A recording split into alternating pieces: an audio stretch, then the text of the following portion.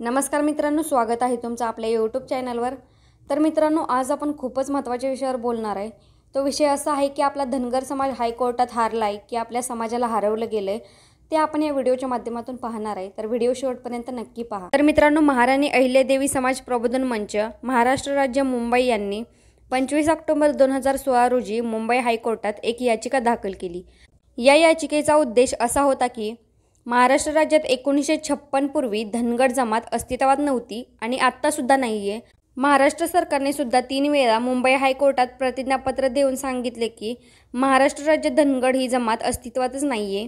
RTI मध्ये महाराष्ट्र राज्यातील सर्व तहसीलदार आणि जात पडताळणी समिती यांनी सुद्धा लेखी उत्तरात सांगितले आहे की धनगर प्रमाणपत्र दिले गेले नाहीत। असे असताना सुद्धा याचिकेच्या मुंबई हायकोर्टात जवळपास 80 सुनावण्या झाल्या आणि या याचिकेचा निकाल 16 फेब्रुवारी 2024 रोजी लागला आणि तो धनगर जमातीच्या विरोधात गेला की घालवला हे तुम्हालाच ठरवायचं आहे। कारण कोर्टाला जर केस डिसमिस करायची असती तर सुरुवातीच्या पहिल्याच सुनावणीला डिसमिस केली असती। विनाकारण कोर्टाचा वेळ 8 वर्षे व 80 सुनावणीत घालून निकालाच्या दिवशी डिसमिस केली नसती। तसेच महाराणी अहिल्यादेवी समाज प्रबोधन मंच याचिका निकाल हा फक्त एका शाळा सोडलेल्याच्या नामदेव तानाजी खिल्लारे यांच्या दाखल्यावरून, ते पण व्यवस्थित न दिसणारा मूळ पेपर नाही तर झेरॉक्स कॉपीवरून देण्यात आला होता।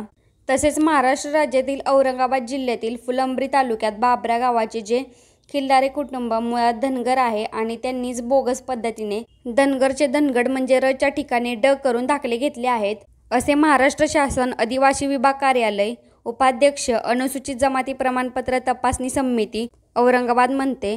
त्यांचे सर्व कागदपत्रे, शालेय, गृह आणि इतर पुरावे पोलीस दक्षता पथकाने समितीला 5 सप्टेंबर 2023 रोजी जमा केले आहेत। सदर समितीने 6 डिसेंबर 2023 ला सदर बोगस धनगड प्रमाणपत्र घेतलेल्या अर्जदाराची चुलते सुभाष नामदेव खिल्लारे, अर्जदार सागर कैलास खिल्लारे प्रमाणपत्राच्या अनुषंगाने खुलासा सादर करण्याबाबत बजावले। सदर नोटीस प्रमाणे बोगस धनगड प्रमाणपत्र धारक खिल्लारे कुटुंबास 27 डिसेंबर 2023 रोजी आपले म्हणणे द्यावे असे नमूद केले होते।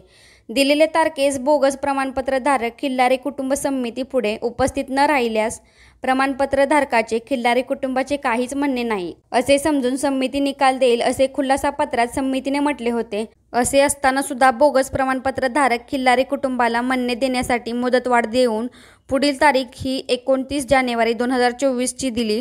सदर दिलेल्या तारखेत बोगस प्रमाणपत्र धारक खिल्लारे कुटुंबाने समितीपुढे आपले म्हणणे दिले। सदर प्रकरणाचा निकाल हा कायद्यानुसार 7 दिवसाच्या आत येणे अपेक्षित होते, पण आजपर्यंत हा निकाल आलेला नाहीये। वरील निकाल आला नसल्याने आणि त्याच खिल्लारे कुटुंबाने बोगस धनगड प्रमाणपत्र महाराणी अहिल्यादेवी समाज प्रबोधन मंच याचिकेविरोधात मुंबई हायकोर्टात पुरावा म्हणून दिल्याने निकाल विरोधात गेला। याचिकेत याच खिल्लारे कुटुंबाने स्वतः प्रतिज्ञापत्र दिले आहे की आम्ही धनगड नसून आम्ही धनगर आहोत।